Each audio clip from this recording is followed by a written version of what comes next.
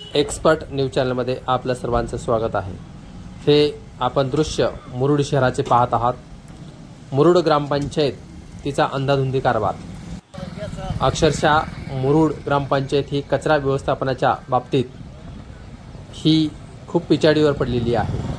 आपण एकंदरीत मुरुड शहराच्या आजूबाजूने हे कचरा पाहत आहात।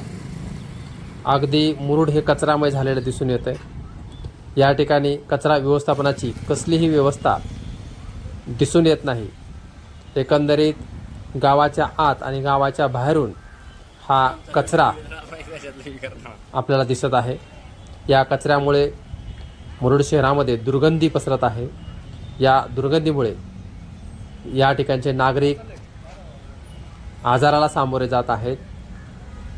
याकडे ग्रामपंचायत वारंवार दुर्लक्ष करत असताना दिसून येते। या चालकाअभावी या कचरा गाड्या देखील धूळ खात पडलेल्या या ठिकाणी दिसून येत आहेत। याकडे प्रशासनाने तात्काळ लक्ष द्यावं।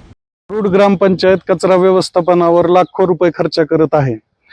तो खर्च मात्र कागदोपत्री आहे। शासनानं लाखो रुपये कोट्यावधी रुपयाचा निधी देऊन जे कचरा गाड्या ग्रामपंचायतला दिलेल्या आहेत ते चालकाअभावी धूळ खात पडलेले आहेत।